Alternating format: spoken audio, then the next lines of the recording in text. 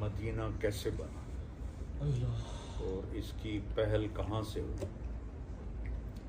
اللہ کے نبی کا فرمان ہے ما من نبی الا حج، ہر نبی نے حج کیا، بیت اللہ ہر نبی آیا۔ موسیٰ علیہ السلام اپنی قوم کے ساتھ جب حج کرنے تشریف لائے اور واپسی کا راستہ ان کا یہی تھا، تو ان کے صحابہ میں 3 شخص تھے، ایک کا نام تھا قریظہ، ایک کا نام تھا قینقاع، ایک کا نام تھا نذیر، ذوات کے ساتھ۔ یہاں سے گزر رہے تھے تو وہ تینوں علماء تھے،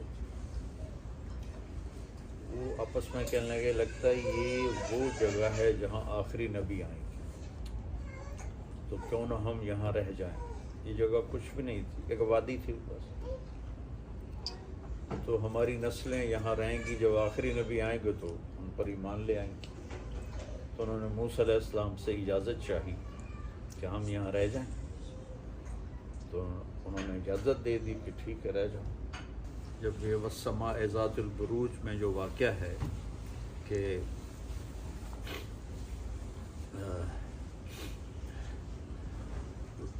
یہودی بادشاہ تھا یمن میں، جس نے عیسائی مذہب قبول کرنے پر آگ میں جلا دیا تھا لوگوں کو، قتل اصحاب الاخدود النار ذات الوقود۔ تو کچھ قبائل یہود وہاں سے خیبر گئے، بنو قریظہ یہاں آباد ہو گئے۔ جب قوم سبا پہ عذاب آیا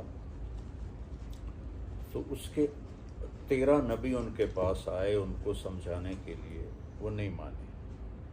تو وہ ڈیم میں نے دیکھا تھا یمن میں، جب میں گیا تھا 8 گھنٹے کا سفر کر کے میں وہاں پہنچا تھا، اور راستے میں قبائلی لڑائیاں، جگہ جگہ وہ کلاشن کوفیں، بڑا خوفناک ماحول تھا، لیکن میں نے کہا دیکھنا ضرور ہے۔ وہ جا کے ڈیم دیکھا، جو نہریں نکالی تھیں وہ دیکھیں، تو وہاں سے یمنی قبیلے 2 وہ نکل پڑے کہ لگتا ہے کچھ ہونے والا ہے۔ ایک کا نام اوس تھا اور دوسرے قبیلے کے سردار کا نام خزرج تھا، دونوں بھائی تھے۔ تو وہ چلتے چلاتے وہ یہاں مدینے میں آ کے آباد ہو گئے۔ جب یمن کا ایک بادشاہ تھا تبع، اس نے مدینے پہ آگے شام پر حملہ کرنا تھا، تو مدینے پہ جب وہ اٹیک کرنے لگا تو یہود کے علماء نے اس سے کہا یہاں آخری نبی آنے والا ہے، یہاں یہ کام نہ کرو، تمہیں نقصان ہو سکتا ہے۔ تو اس نے پھر نا اپنی فیملی میں سے، اپنے شاہی خاندان سے ایک خاندان کو یہاں مدینے میں آباد کر دیا، اور ایک تحریری خط بھی لکھ دیا، وہ اشعار پر مجھے یاد تھے لیکن اب بھول گئے، کہ میں اس آخری نبی پہ ایمان لایا۔ تو وہ جس فیملی کو یہاں چھوڑ کر گئے تھے، اس کے مہمان بنے میرے نبی ابو ایوب انصاری، طبہ کی چھوڑے ہوئے خاندان میں سے تھے۔ اس وقت کی دعا کو اللہ نے یہ آنر دیا کہ ابو ایوب کے مہمان بنے ہمارے نبی۔ تو اوس و خزرج کو آپس میں لڑا کر یہ تینوں یہودی قبیلے مال بناتے تھے، ان کو سود پہ پیسے دیتے تھے، ان سے یہ مال بناتے تھے۔ تو اللہ تعالیٰ نے آخری نبی کو مبعوث فرمایا، تو 10 سال ہو گئے آپ کو دعوت دیتے، کوئی ایمان نہیں لایا سوائے 150 آدمی۔ تو نبوت کے 10ویں سال آپ مینا میں حج کے دنوں میں مینا میں گشت کرتے تھے، جیسے ہم تبلیغی دوست گشت کرتے ہیں۔ تو کوئی میری بات سن کے مان لیا، تو ایک جگہ سے گزرے تو کچھ لوگ نوجوان وہاں بیٹھے ہوئے آگ روشن کر کے تھوڑا روشنی کے لیے بیٹھے ہوئے۔ آپ نے دیکھا سارے نوجوان ہیں، تو آپ ان کے پاس گئے، میری بات سنو گے؟ وہ کہنے لگے تم کون ہو؟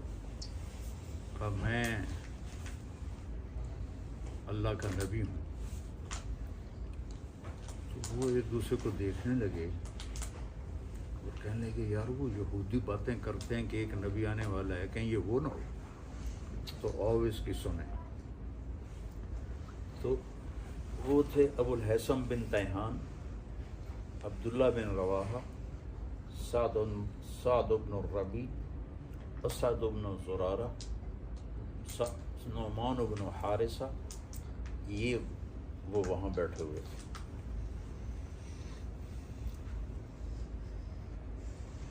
آپ نے ان کو دعوت دینی شروع کی، قرآن آپ کیا تھے؟ قرآن سناتے، اور عبادہ بن سامت چھٹے تھے۔ وہ کہنے لگے ہوا یہ کلام تو انسانوں والا نہیں ہے، یہ وہی نبی لگتا ہے، چلو پہل کرو۔ تم 6 نے کلمہ پڑھ لیا، آپ اتنے خوش ہوئے، تو کہنے لگے اگلے سال ہم آئیں گے۔ تو اگلے سال آپ نے مینا میں ان سے ملاقات کی، تو 12 لوگ تھے، ان میں یہ 6 پورے نہیں تھے، 3-4 یہ تھے اور باقی دوسرے لوگ تھے، 12 تھے، جس کو بیعت عقبہ الاولیٰ کہتے ہیں، پہلی بیعت۔ تو انہوں نے کہا یا رسول اللہ ہم اب اگلے سال آئیں گے۔ تو مینا تو اب انہوں نے سارا حاجیوں کے لیے پہاڑ ہٹا دیے، تو ترکوں نے وہاں ایک مسجد بنا دی تھی، وہ نظر آتی ہے پرانی طرز کی۔ یہ وہ جگہ ہے جو پہاڑوں میں ایسے گھری ہوئی تھی، اور اس میں وہ خفیہ طور پہ رات کو چپکے سے اٹھ کے جمع ہوئے۔ ان کے سرداروں کو بھی نہیں پتا کہ یثرب کے کچھ لوگ ادھر گئے ہیں۔ تو آپ کے ساتھ حضرت عباس رضی اللہ تعالیٰ عنہ کو اپنے ساتھ لیا۔ تو پہلے حضرت عباس نے بات کی، دیکھو بھائی یہ میرا بھتیجا ہے، وہ ابھی انہوں نے ایمان نہیں لائے تھے، ہم اس کی حفاظت کر رہے ہیں، اس کے دشمنوں سے اس کو بچا رہے ہیں، اگر اسے لے جا کر اس کی حفاظت کر سکتے ہو تو پھر لے جاؤ، اور اگر نہیں کر سکتے تو ابھی چھوڑ دو۔ تو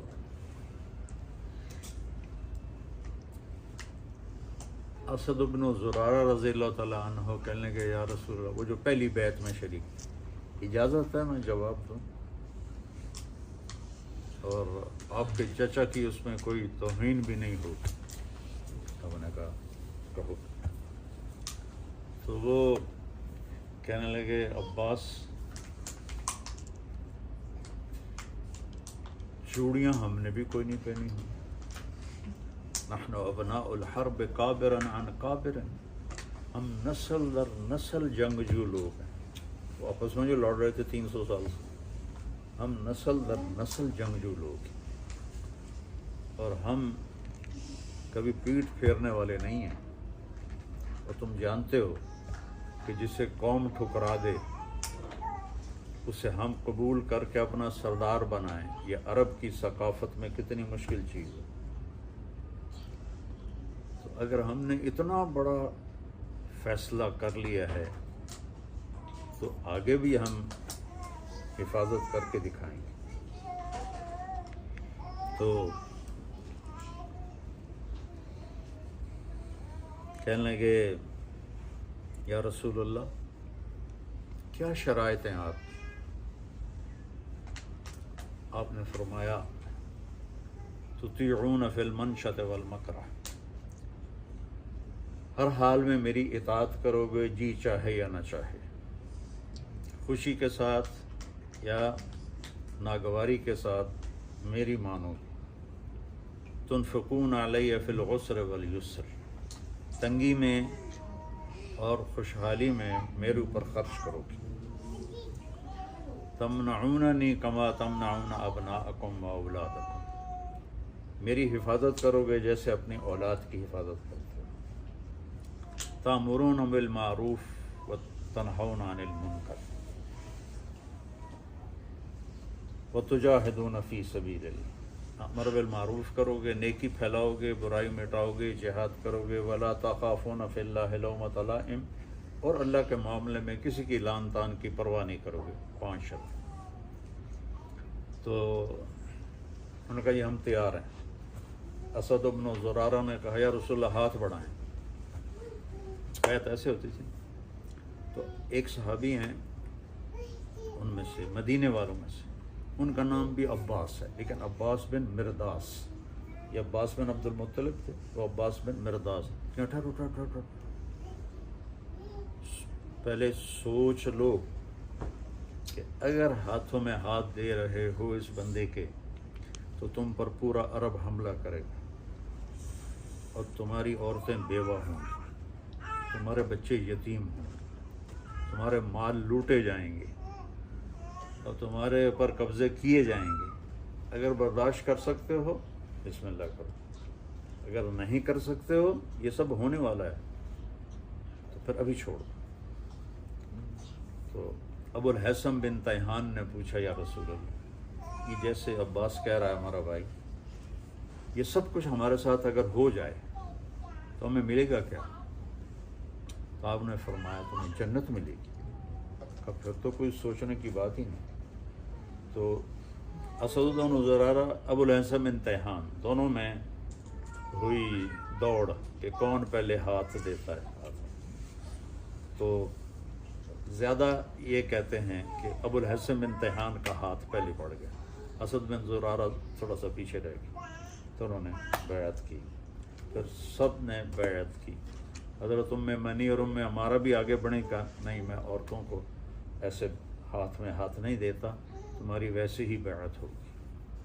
تو عبداللہ بن رواحہ کہنے کہ یا رسول اللہ کر دیں حملہ مکے پر ہم؟ آپ نے کہا نہیں، ابھی مجھے اس کا حکم نہیں ہوا، ابھی تم خاموشی سے چلے جاؤ۔ وہ گئے تو شیطان نے پہاڑ کے اوپر کھڑے ہو کر ایک زوردار آواز لگائی، مکے والوں تمہارے خلاف یثرب والوں نے سازش کر دی۔ یہ آواز قریش نے سنی اپنے کانوں کے ساتھ۔ تو جب صبح ہوئی تو انہوں نے مدینے کے سردار بلا لیے، اب کیا سازش کرو؟ ان کو پتہ ہی نہیں تھا کہ سارا کام تو نوجوانوں نے کیا۔ تو وہ کہنے کی کون سی سازش؟ کہا آواز آئی، ہم نے سنی کہ ہمارے خلاف تم لوگ سازش کر رہے۔ کہا ایسی تمہارے کان بج گئے ہوں گے، کچھ بھی نہیں، ہم تو کوئی بھی ایسا مسئلہ نہیں۔ تو چلتے وقت صحابہ مدینے والوں نے کہا یا رسول اللہ پھر آپ آئیں نا ہمارے پاس۔ آپ نے کہا جب اللہ کا حکم آئے گا تو میں آ جاؤں گا۔ تو اس حج کے بعد آپ نے ہجرت کی اجازت دے دی، تو صحابہ نکلنے لگے، 1 2 کوئی چھپ کے کوئی کھل کے۔ حضرت عمر رضی اللہ تعالیٰ عنہ نے جب ہجرت کا ارادہ کیا تو زرہ پہنی اور ہتھیار سجائے اور بیت اللہ کا طواف کیا، اور کہنے لگے جو یہ چاہے کہ اس کے بچے یتیم ہو جائیں اور بیوی اس کی بیوہ ہو جائے تو آ جائے، میں جا رہا ہوں۔ کسی کو جرت نہیں ہوئی اٹھنے کی، سورے سے دم بخود۔ تو ابو بکر صدیق نے اجازت مانگی تو کہا نہیں۔ تو انہوں نے کہا کیا میں آپ کے ساتھ ہوں؟ آپ نے کہا ہاں۔ تو وہ رونے لگے۔ تو 27 सफ़र नबूवत का 13वां साल, 27 सफ़र नबूवत का 13वां साल आप हज़रत अबू बकर के पास आए कि, और ये जुमरात का दिन था कि आज मुझे हिजरत की इजाज़त मिल गई है। तो वो कहने लगे या रसूलुल्लाह, मैंने एक ऊँटनी पाल के रखी है, इस दिन के लिए वो मैं आपको गिफ्ट करूँगा, जिस जो मशहूर ऊँटनी कस्वा। तो आपने कहा नहीं, मैं गिफ्ट नहीं लूँगा, मैं पैसे अदा करूँगा, ये अल्लाह का रास्ता है। तो इधर कुरैश का आपस में मशवरा हो रहा था, भाई हम इस तंग हो गए शख्स से, तो इसका किस्सा निपटाएं, क्या करें।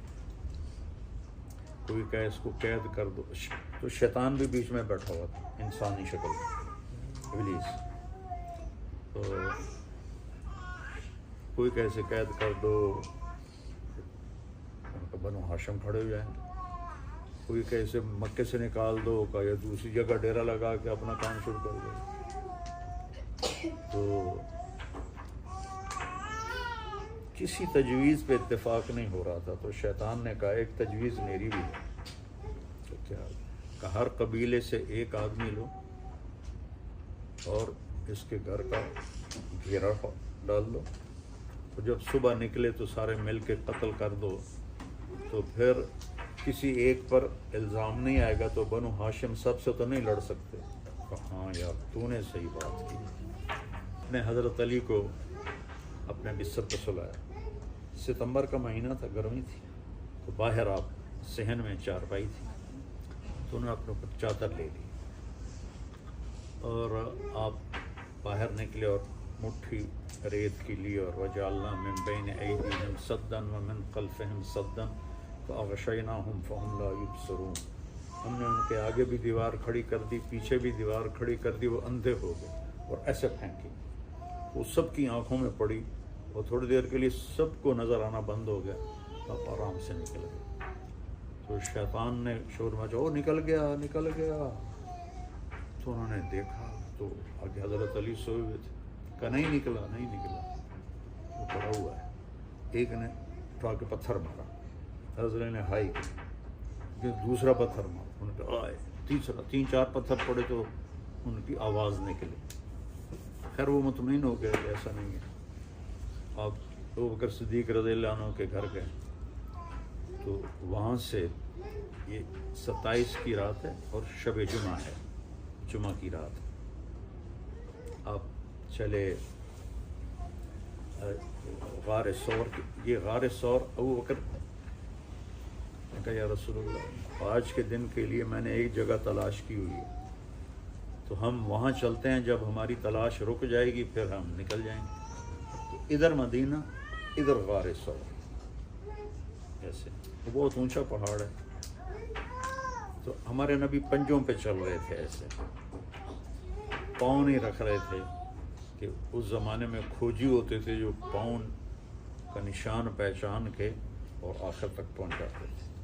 हमारे दादा के भाई का ऊँट गुम हुआ था जब कच्ची सड़कें थीं, तो वो उसके पीछे चलते चलते चलते, हम गाँव का पता है ना, डेरा गाजी खान पहुँचे, डेरा गाजी खान से चोटी पहुँचे और उस डेरे पर पहुँचे जहाँ ऊँट बंधा हुआ था। 300 किलोमीटर, क्योंकि सड़कें कच्ची थी, तो वो इतने माहिर होते थे खोजी। और अबू बकर कभी आगे चलें कभी पीछे चलें, कभी आगे चलें कभी पीछे चलें। हमने कहा क्या कर रहे हो, कभी आगे आ जाते हो कोई पीछे आ जाते हो।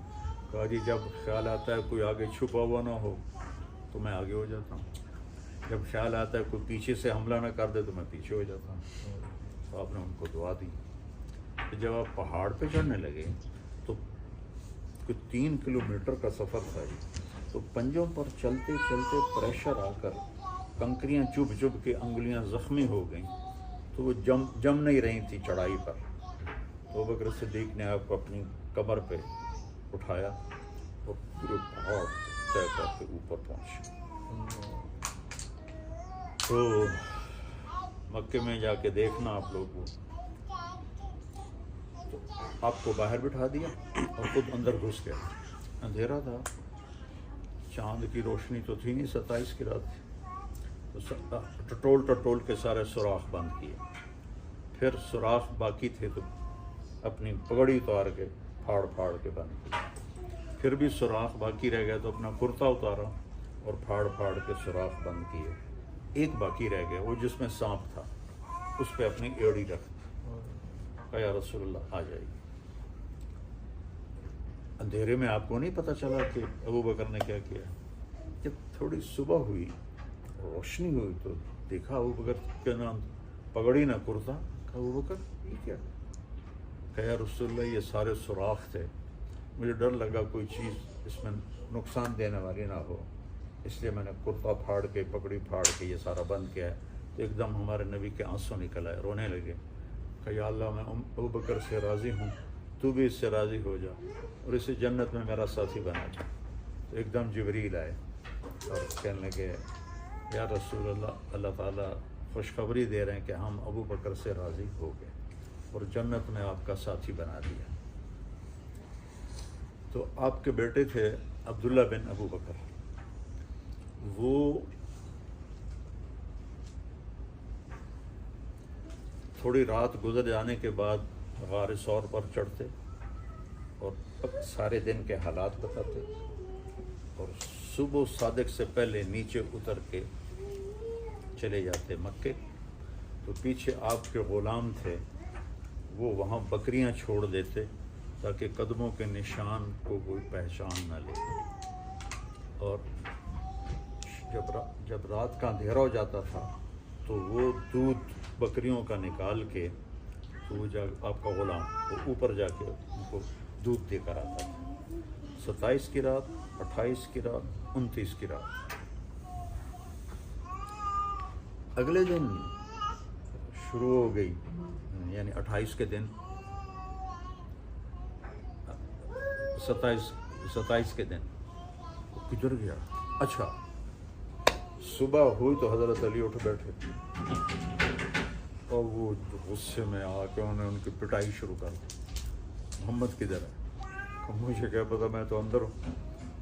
کہنے لگے ہمیں شک رات کو ہی پڑ گیا تھا کہ یہ محمد نہیں ہے، کیونکہ ہم اسے جتنے بھی پتھر مارتے تھے وہ ہائے نہیں کرتا تھا اور یہ ہر پتھر پہ ہائے کر رہا تھا، تو ہمیں شک پڑ گیا تھا کہ یہ محمد نہیں کوئی اور ہے۔ تو پھر انہیں ایک دم چاروں طرف پھیل گیا، اور وہ کھوجیے تھے، وہ آپ کے پنجوں کو پہچانتا غار ثور کے اوپر لے کر آیا۔ آگے اللہ کے حکم سے ایک مکڑی نے، اللہ نے ایک بیل نکالی ایسے، اس کی شاخیں بن گئی، اس میں مکڑیوں نے جالے تن